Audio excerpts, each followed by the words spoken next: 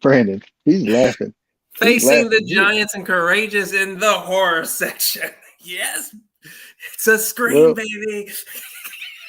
it's horror to some people. Uh, I'm surprised you well, have those movies. I have them too, but you're anti me, Christian films. You think they that suck? makes it sound like that make it sound like I'm anti-Christian. I'm not. I'm a No, Christian. no, I'm no. Just anti. anti Christian I'm films. anti-Christian films in the sense of that the production value is terrible. Now, I will give props to, like I said, The Chosen. They've done a good job. So, hats off to those guys. But let's tell people who we are. I'm Aaron Whitlow, I'm Brandon Spivey. Welcome to the podcast. and today it's a scream, baby. As Brandon said. Brandon, you could probably say it better than I can. So go ahead, lean into your Well, I already your. said it. You don't want to jump in too much. You don't want to jump the shark. It's a scream, baby. Yeah. So Leave her alone. today, leave her alone. He hit me with that line late last night. We are not going to have what we watched or anything. Um, Only thing that we watched, but Brandon mentioned was like really the whale, and that's And too knock at deep the of a. cabin. Huh? Knock at the cabin. Oh yeah, I guess we can. You want to discuss that real quick,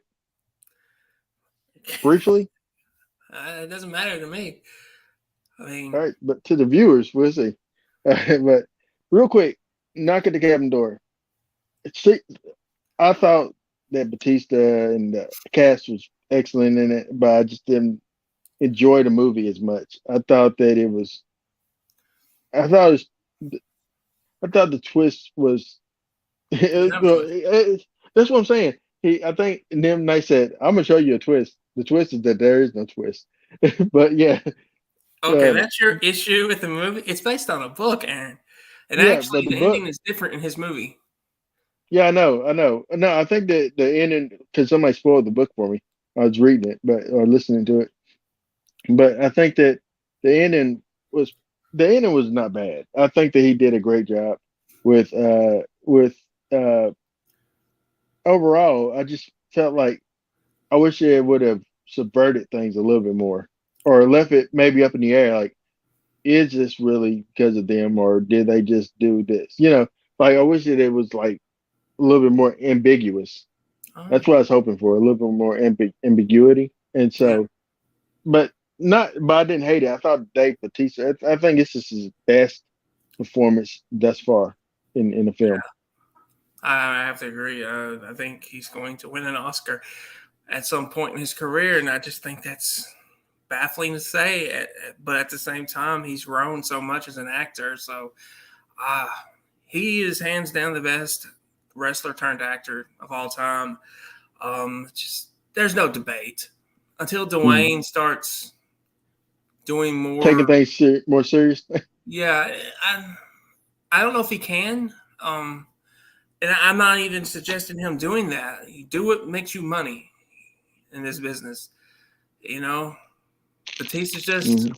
he's an actor. You're a Hollywood star. You're a blockbuster And type that's what actor. Batista said. He said that he doesn't want to just be the next Rock. He said he wanted to work with great Yeah. directors, great writers, great actors, and be an actor.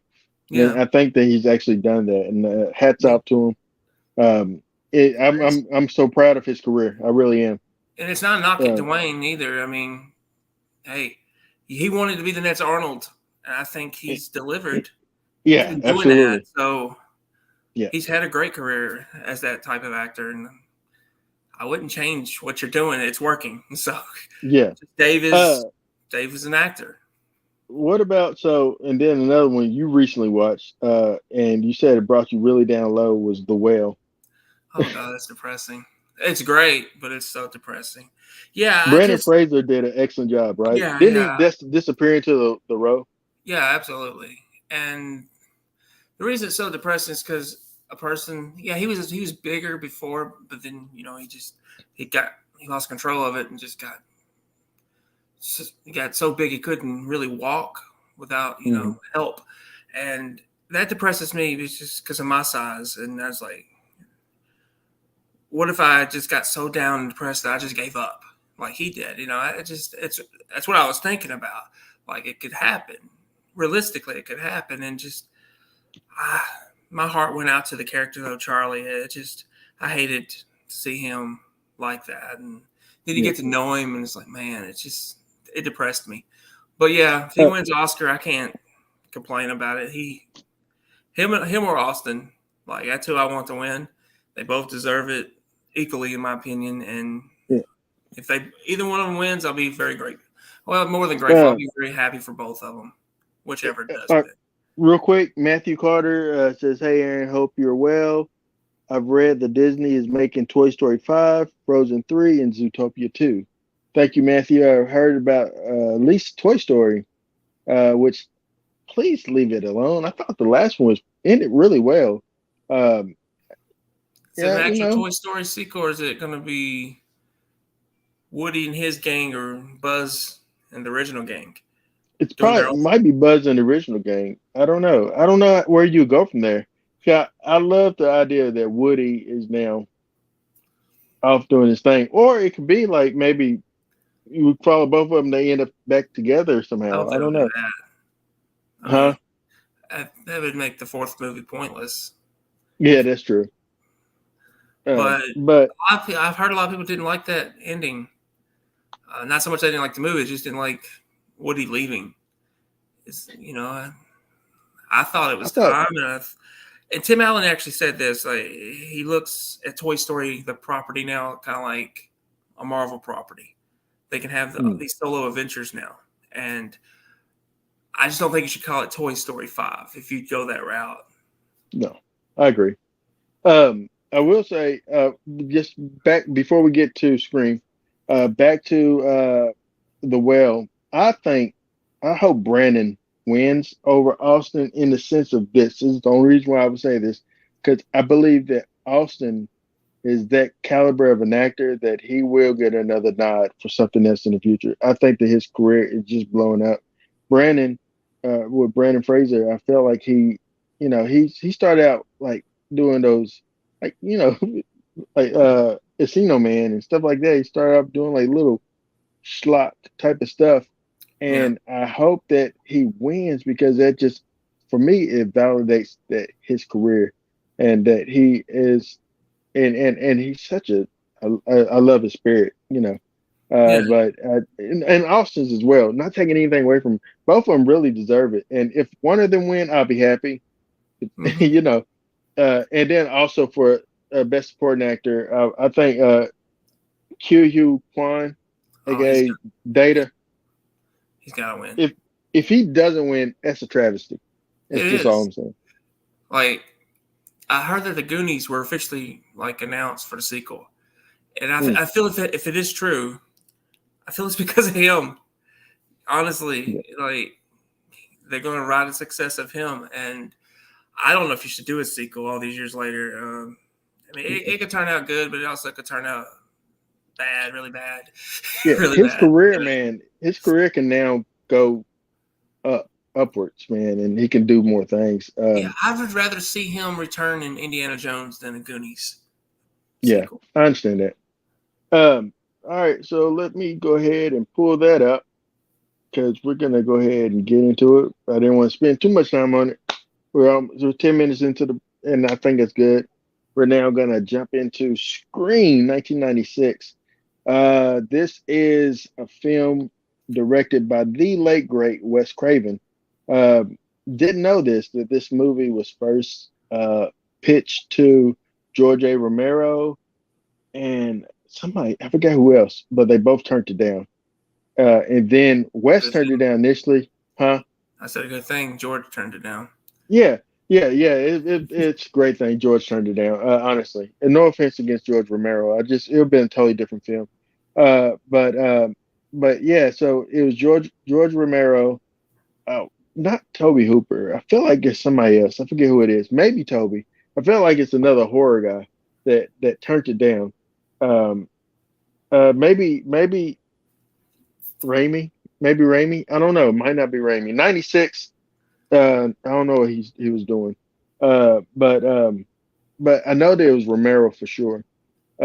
But he turned it down, and then like Craven, he turned it down, but then it was uh fan got to him, like somebody told him, you know, uh, pretty much that your stuff is you stop pushing the envelope or you stop doing things, something like that. It kind of lit a fire under him, and so he looked at the script again and took it, and just him with Kevin Williamson combined made what I consider a classic in horror, classic in slashers for sure, but classic in horror. Yeah, we've talked a little bit about this last night, and I'm not going to say what you said. If you want to say, you want to tell the world, you can. But in my opinion, this is the best slasher film of all time, and not just film, but I feel it's the best slasher franchise. That's not. I'm not saying Scream's my favorite or anything. I just think quality wise, it is the best slasher franchise out there. I Um, say it. I go ahead and say what I said. So uh, I said Scream is has surpassed now Halloween for me essentially. Like now it has now become those the fighting my words I hear. favorite, Whew. huh? So those are fighting words I hear, but Yeah, I it has become my favorite. It has become my favorite uh slasher. Like, and I not nothing against Halloween. And even then, Halloween 2018, in my opinion, is a better film than Halloween 78. You know, like not nothing against that one. I just think that it had a little bit more oomph to it for me. Um, but and Halloween, the original Carpenter's Halloween was great for what it was. Honestly, it really was. It was a product oh of its yeah, time, and it stands still. It stands today, and that's why it's in this film. It's featured in this film because it's such an iconic movie. But Scream, like if Halloween okay, if Halloween kicked off the slasher craze and the holiday craze, which ultimately led to Friday the 13th, and then later on Jason Voorhees, who kicked off that type of craze, you know, and then but then you have this that kicked off a whole nother genre type of movies like I Know What You Did Last Summer, and a lot of them like that. yeah, This movie kicked those off, and it means something. yeah. I can't remember how I worded it last night. I can't remember, but I thought, oh yeah, okay. I said Halloween, Friday 13th, Nightmare on Elm Street. Those films was about the kills, about the deaths, and the boogeyman. This film, this franchise, it's not really about Ghostface and or who the killer is. It's about the characters. It's about that connection with the characters. So it's the opposite of what those films originally did. You care about these Yeah, characters. You care about Dewey, Sydney, Gail. You know, what's his name? Randy. Randy. You know, Mhm. even okay, Stu. I'm a massive mark for Stu. He's the Yeah, villain in this movie. One of the villains in this movie. Stu is like he. I tell you what, man. I tell you, rewatching it again last night. Matthew Lillard ate every single scene that he was in. Yes, He was so he had such a pull, and to leave her alone, just like you wanted more. I wanted more of him, honestly. So yeah, once you get to the TV scene, I'm really watching and saying maybe he could have survived, because that's the theory. He survives. And I'm like, yeah, I know the TV's kind of blowing up on his face. I was like, yeah, it's Hollywood. You can survive this. yeah. I know they kind of live in a realistic world here, but yeah, he could have survived. And then, and we'll talk about it next week when we get to dealing with his mother. But let's go ahead and just kind of dive into some stuff. So we start off the movie with Drew Barrymore. It does a excellent thing with there's no more. Um, but it does an excellent thing about pretty much does with the psycho bait and switch. No, she sleep. All right. He does the psycho bait and switch with the whole Janet Lee thing of billing her top build lady who is killed within 30 something minutes of the that moves us into act two. Moves us into like, oh, this is not about her. Um, and in this, Drew beats her by like 5 minutes essentially. She just well beats her by 30 something minutes. Drew's murdered pretty early, Yeah, but yeah. But that's just my opinion. I think this is the best opening scene to any horror film I've ever seen. yeah, I agree. I Because agree. when I remember watching this for the first time, I was like, I don't remember Drew in any of the trailers. So I was like, But she was all over the promotional material. yeah, I she remember just was. I remember So her like holding the phone screaming. I was Uh, thinking, is Drew Barrymore the lead in this movie? I was like, it just caught me off guard seeing her originally because I had no idea she was even in the movie. So I love this scene though. I mean, I took a little video and shared it on Instagram last night. yeah. So Do you know? And the thing about it is, Drew Barrymore was originally cast as Sydney, and she then like within a week or so, like not maybe not that long before the shoot started, Drew went to Wes and said, "I want to be Casey instead," because she said that I think it's I think that maybe she didn't want to shoot do a long shoot, or maybe she thought that it'd be more exciting. But they was like, "Oh, yeah, it's a good idea," And then they cast Nev Campbell. Thankfully, Kevin Williamson already had kind of a. Did he have anything to do with Party of Five at all? no, Because she was doing Party of Five. yeah, she was doing Party of Um, Five. No, he had nothing to do with that. but she but Like this man, was before anything great he move, was great doing. move. Yeah, this came right before Dawson, right? Yeah, 2 years before Dawson's Creek. So And for Wes Craven, this is 2 years after uh New New Nightmare. Nightmare. Yeah. Yeah. Which was very meta for its time, but it was straightforward. This had more comedic overtones or Mm-hmm. undertones rather, and just and the dialogue, man, just this movie is it's a perfect film, honestly. But yeah, I love the Drew Barrymore stuff, and that's the one death, Brandon, in this film that I honestly really like I heard it. I heard for it. I just like, oh Lord. Because like even last night watching it and she didn't get strangled and she already got stabbed, I was thinking, throw your phone at your parents. Get their Yeah, attention. I will say though, with her death, it felt like it was the most gruesome death in a Hmm. movie. Um, like no other death to me. It meant the most. It started with a bang. It got you invested in this story they were telling, and I had no idea that she wanted to be, well, or she was cast to be Sydney though.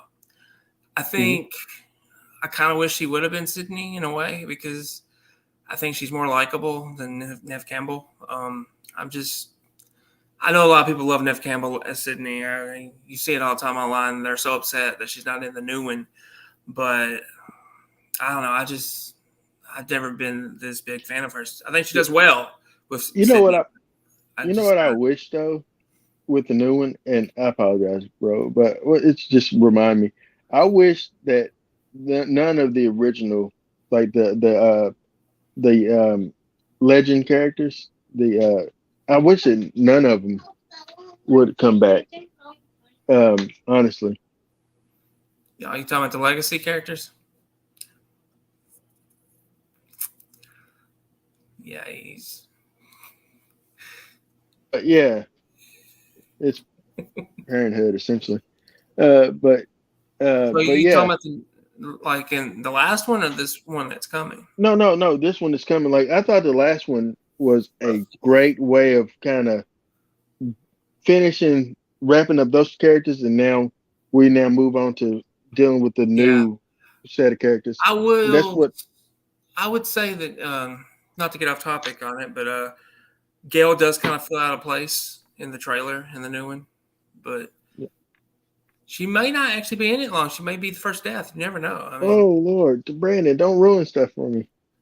how am Brandon I spoils ruining it? I haven't everything. seen it. That's I that's haven't watched the may be. trailer at all. I haven't watched the trailer, Brandon, at all. I've literally stayed away from this so that I can watch I it. don't understand how you haven't watched the trailer. I don't Because understand. trailers spoil things worse than you do. Uh, I think but that's a shot, and I don't like it. I don't like how that made me feel. Um, but yeah, hey, let me ask you this. So Yeah. jumping from the death of Casey, aka Drew Barrymore, going to um, going to the stuff with um, we have Sydney rather at her house, and we meet Billy Loomis. The other famous Loomis in horror is Billy, and there's Doctor Loomis. But and then there's also a Detective Loomis on in Psycho, but nobody really remembers him, in my opinion. I don't know. But Billy Loomis. Hmm. Now looking at this again, like that you watched last night, was there a lot of red flags that he was the killer? Like, do you feel like he was the one that killed? I feel like I feel like it was Stu who killed uh Casey. I think. Yeah, I think so. Do you think that Billy was there He may have been there, but I to help think string her up, maybe to help get her maybe. hoisted into the screen? Okay. But I do feel that it was Stu that killed her. I also feel that it was Billy that was attacking Sydney in this scene, and he just pops up out the window. I feel that was him. I Shit. mean, Stu may have been there as well. You just don't know, but I, yeah, I feel like it was Billy. But any red flags? I think there was a red flag um, at the police station. I didn't feel any red flags prior. It's not Friday. Yeah, Aaron has a I got date some. on Friday. Yeah. It's with his wife, by the So way. It's with his wife. yeah, Just want to clarify. yeah. Thank you, Brandon.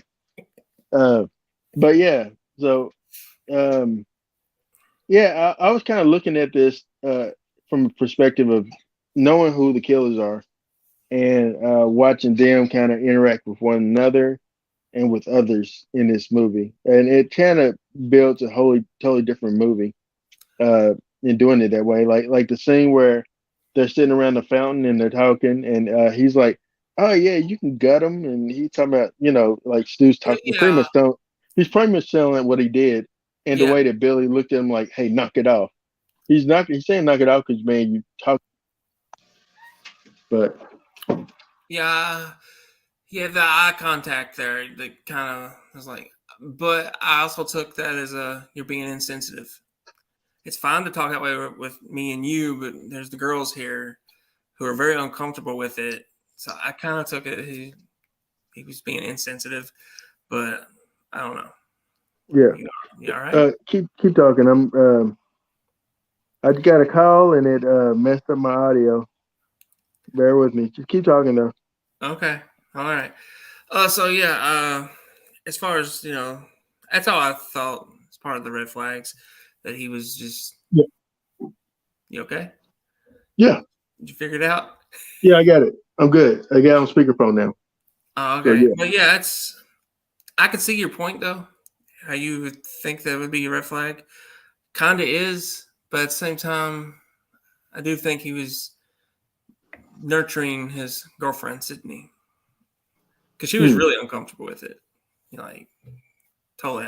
I don't know, but once you get to the end of the movie, the plan was to kill her anyway. So I don't really know. I Oh, mean, so then now, and that brings me to another thing. So the attack on Sydney uh, at her house that night. Had they killed her, then where would they have gone from there? Or was the plan then? I think the plan must have been to kill her right then, yeah, because he was going to stab her, but she just happened to kick him off. yeah, yeah. The plan was to kill her. Then I think the plan was to kill all of them, all the friends. You know, and have that big party at the end where they were the only two survivors. So that was still the master plan. Yeah, Sydney wasn't supposed to be the final girl. She just ended up being the final girl. yeah, I think so. Now, do you think that do you now uh in the bathroom scene we had one lady that I'm friends with on Facebook. She's known as the girl in the bathroom in Scream. That's her thing. Um, Nancy Ann Ritter. But her and the other girl, the cheerleader, which is Leonora Scelfo, um, when they were in the bathroom, they was talking about Sydney, and then they leave, and Sydney gets attacked. Do you feel like the person attacking Sydney was one of the killers, or was that a prank?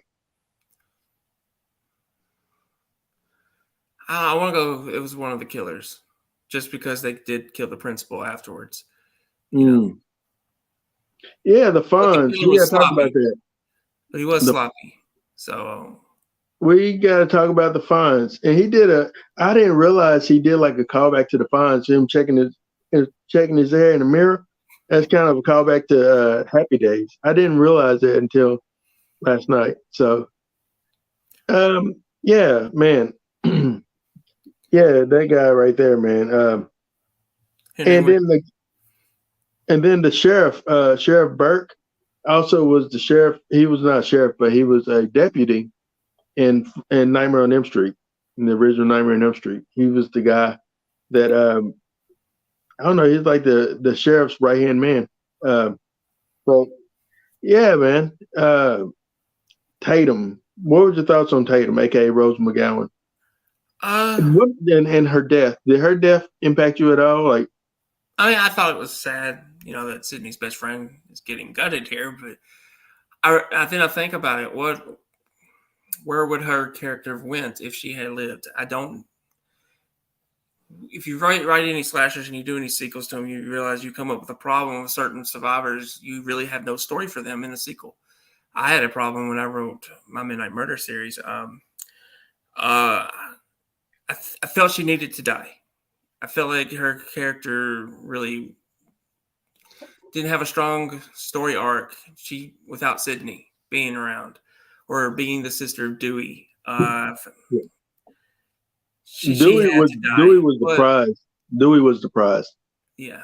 Um, Honestly, but she was I thought she did a good job. This is basically the only movie I like her in that in her entire career. I don't know what it is. I don't think she does much today, but just I didn't like Jawbreaker.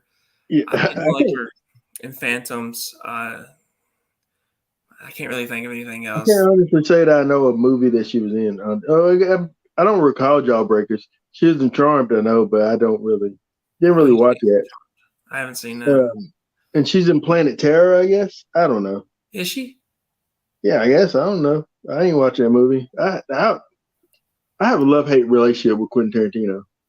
But that was actually Robert Rodriguez though, right? That was actually Robert Rodriguez. Planet Terror. Yeah, it was Planet Robert Terror was Robert. Rodriguez. Yeah, but I haven't they're seen it. pretty similar. That was the Huh? one with Bruce Willis, right? Yeah, no, that's Deaf something. Deaf. Yeah, Death Proof That's is the Kurt second Russell. one. Yeah, Kurt Russell. Yeah, the other one has Bruce in it. So I didn't know that. He's on I've the poster. literally, I literally never really seen Grindhouse. I'm just be honest. I've never seen that movie. I've seen Death Proof, but not the other one. I've seen bits and pieces, but I've never seen it. I know that is there like zombies in something? I I don't have know. no idea. But anyway, yeah, the what I meant by is that what we got from this relationship was that Dewey is a stronger character, a more compelling character than Yeah. Tatum. Tatum is kind of one beat, but I hated for her death. The death I hated the most, honestly, was Kenny, the cameraman. Oh, I the felt character. bad for him. I felt bad for Kenny. They killed Kenny. Um, but yeah, but he got treated so bad, He did. and He did. and they weren't going to give Courtney Cox the role because they felt that she couldn't be uh, bitchy enough, quote unquote. Well, But she I think she can. pulled it off. Yeah. And still to this day, I felt she should have died in the first Scream. You think she should have died? Yeah, I Is do. it because she was by the way, that's Drew. But is it because she was like I guess it's because of Friends, because Friends is 2 seasons in, and it was a hit at that point. Obviously, Yeah. is it because of Friends? You think that they felt No, it has nothing to do like with he's gonna Friends. kill It's it? just I don't feel her character really goes anywhere. No, It's I'm saying, do you feel like they didn't kill her off because um of the success of Friends? Like she's a big name. She's probably the biggest name in the film, other than Drew. So at I that point, I don't think it really mattered to Wes how big you were. I mean, I obviously guess he not. I grows guess way not. more, so you know. But You know, would have been dope, man. If I love the cameo with Wes Craven, it would have been dope though if it was Robert England. Uh, I yeah, wonder if you try to get Robert just to be the janitor, just named Fred the janitor, and it would have been dope. That would have been so nice. Um, oh man, I would have loved it. You know, um, yeah, I feel you, but I don't know. I think it may have took away from Scream. I mean, I don't know. They were watching Halloween, so it really I don't know if it would have or not, but it would have been a great markout moment for the yeah. Well, we fans. have Linda Blair in here. Linda Blair plays a news reporter. I mean, she's Exorcist. She's like probably Yeah, at that point in time one of the biggest horror films of all time, if not the biggest horror films of all. I mean, that film crossed over to like mainstream into being a hit. I believe The Exorcist did. definitely. But but yeah, man. Oh man, just but Matthew freaking Lillard. So you have Jamie Kennedy in this film, who I thought he did a good job as Randy. I always liked Randy, but this guy right here, Matthew Lillard, um, man, like just that, just his energy and stuff. Like you said, you already said the liver alone Yeah, line. He has the best lines. Uh, you know, Billy did it because of his father and his mother, whatever. You know, what's your excuse? And he said pure pressure. yeah, I love that line. That's because it's probably true. Because Billy was the leader, he was the alpha male. So, Yeah. no, without a doubt. But oh man, just Stu was just You threw phenomenal. the phone at me, you dick. Yeah, just oh my goodness. I'm The feeling line. oozy here, I'm woozy. feeling, I'm feeling a little woozy here. I I'm mean, think of dying, man. also the line about his parents. Did you really call the cops? My Yeah, parents are so disappointed in me. So, yeah. And he said my parents gonna be so mad at me. And he started kind of crying. Like the because he's a teenager. You remember at that point, these are just teenage kids. Um, but Billy Loomis, um, I think that I thought that man that they did an excellent job with the villain. That's the thing about this movie, man. You said this. It's not so much about Ghostface himself. no, It's more about the reveal of who is Ghostface. Um, and then you just want to know, well, what is your motivation for doing it? You know, um, we've yet to see three killers. We've gotten obviously 2-2-1-2. No, 2-2-1-2-2. Yeah. So yeah, um, it's been two, except for the second, not well, second, but the third one. third, yeah. Um, Which technically, the first one, I guess you could say, did have three. yeah, technically, because you find out that he was the ringleader the whole time. It Yeah, was me the whole Vince McMahon. It was me. you know, you remember that where he took it was yeah. me, Austin. But yeah, um, but hey, yeah, man. Uh, so I don't know, man. What else can you say about this movie, man? That's Uh, uh, well, I mean, well, we can talk about Dewey, freaking Dewey, man. yeah, AKA, I felt honestly he grows with every movie, the yeah, Dewey character, and then I've said this all the way till part five. He's the heart of this franchise. He really is. He's not the one you suspected to be the heart when it first started. He's like, oh, he's just kind of a side Barney Fife type character, but mhm. by the end of it, man, you realize he's just He's the heart of it. And we'll obviously get to part 5, but in And we'll this talk one, about it at the end. Yeah. yeah, in this one, he's just so Barney Fife-ish. It just he gets no respect from his sister. He gets really no respect at all. Period. I You mean, know, even Gail's using him, like, and he falls for it. I love him. Though. He's a lovable doofus, and I love him. I mean, I absolutely love him. yeah, man. I think that yeah, he's an excellent, like you said, excellent. He says, my name's Dwight, and he's his deputy, whatever. And she said, all right, Deputy Dewey. But like he gets no respect. No, But he earns the respect. Like I love, hey, there's that sign. I cracked up. So when the killer, I think at that point I think it really was Billy that called Sydney at Dewey and them's house, at Tatum's house. yeah, Um, but I think that uh, whenever Dewey comes to the phone, he says, "Hello." He just kind of like kind of looking like hello. The way he just delivered the line, like he made seeming like he didn't know what's going on. So like realistically, yeah, it's just like it's just a sign of really good actor. And he is David Arquette is a really good actor. People don't give him the love that he deserves, man. I think he's excellent. Now he worked in the wrestling business, so man, the guy has done it all. Um, but yeah, oh, I want to point out that Dewey and Tatum's mother was that mom from Gremlins. That lady. She is the mother from Gremlins, Frances Lee McCain. Uh, you remember? She was also the mother. She was um, the mother in Back to the Future. Like she's okay, Lorraine's mother. yeah, Lorraine's okay. mother. I have a better memory of Back to the Future than I do Gremlins. Like when you say Gremlins, I'd think of Gizmo, and the what's his name? I can't think of his name. I think more of the dad than the mother though. She was in Footloose as Ethel McCormick. I've never seen.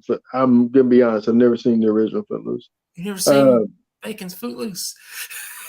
I've never seen Bacon's Footloose, man. Like all the way through. I've seen just the Let's Dance scene, and he It's throwing. coming. Oh, so More you're gonna bacon. make me watch it? You're gonna make I me gotta watch it have it. I'm gonna make you watch it. More bacon on this podcast. for the bacon. More bacon. More bacon. That's gonna be another shirt we have. More bacon, and it has a picture of Kevin Bacon. But yeah. So, but yeah, she played. I recognized her. She was one of those '80s mamas. She's no Dee Wallace. But she was good. Dee Wallace is the mother of the '80s. But no, Well, man. Do you feel I mean, like that? Huh? What'd you say? I'm so sorry. I'm so sorry. What'd you say? Nothing. Let's Uh, keep going. oh, it's gonna make it into the short on YouTube, whatever you just said. So, Let's just keep it going. oh well, okay. Um, but yeah, I want to know. But anyway, uh, yeah, man. So they try to make a red herring, make it seem like it's Sydney's father that Yeah. was the killer, which obviously it wasn't him. Uh, and then I had a thought because we know that in the sequel that it's Billy Loomis's mother, Mm-hmm. which is like a playoff of Friday 13th, Jason Voorhees' mother, which I love that. Which we'll talk about that next week.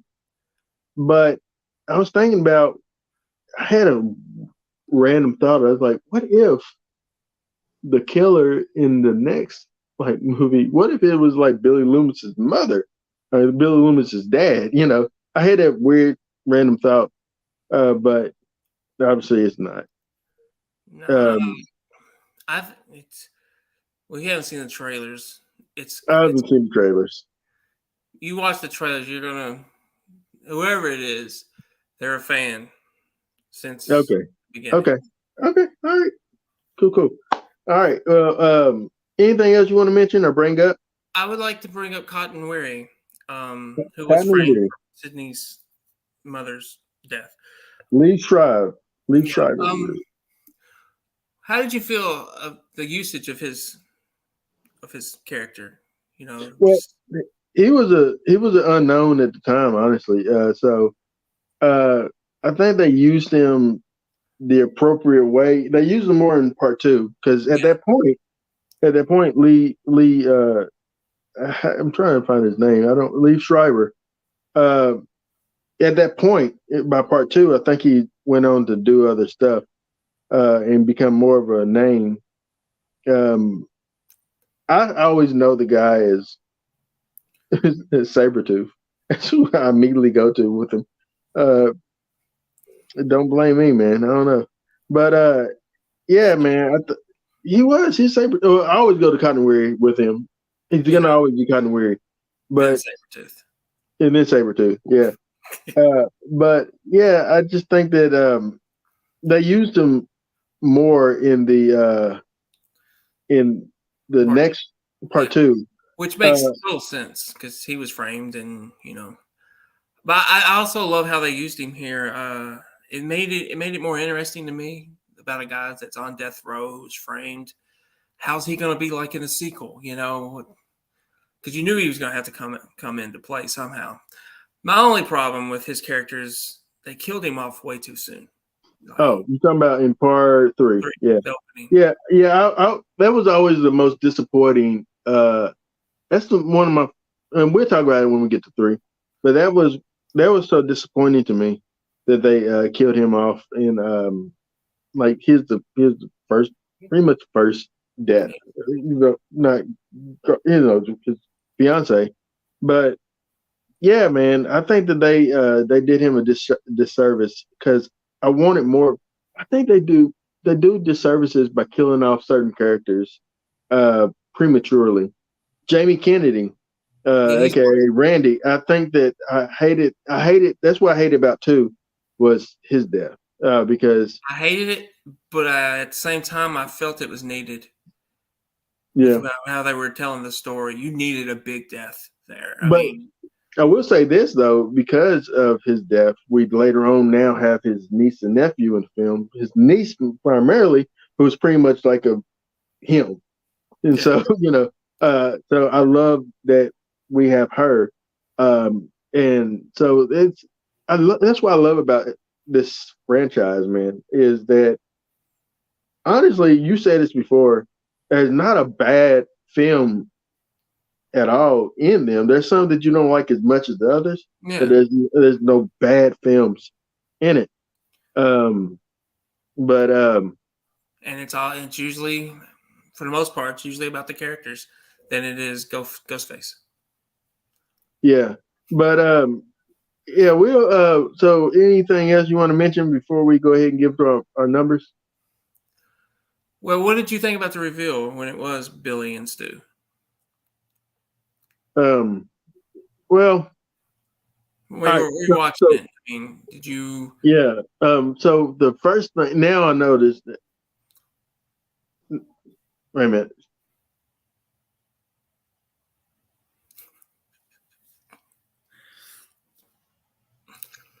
All right. But yeah, I felt that the reveal of it being Stu and Billy Loomis was really. I thought it was. Yeah, I thought it was good to reveal. And give me a moment here. You keep it talking. Keep it moving. Okay, I think he thought it was him talking, but I'll go ahead and say I think mine is it's predictable that it's Billy rewatching it. Going back rewatching it, seeing how everything was revealed. I still don't want to believe it was Stu, though. I mean, Yeah. it's just hard to fathom. I mean, it hurts me that it was Stu because he's so lovable in this movie, but Yeah. he kills his girlfriend. He kills his ex-girlfriend. I mean, Well, he has a thing for Sydney. He's that's what I just want to bring up real quick. Well, And I'll answer your question. Then I'm going to bring this up to you before we get to our marks or our numbers for this film. So I thought that the reveal that it was Billy was like predictable, you know, Yeah. because once you see him come downstairs, he survived the stabbing. Yeah, it's kind of predictable. But then, like with it being Stu, that's the shocker that it was Stu. Stu was involved.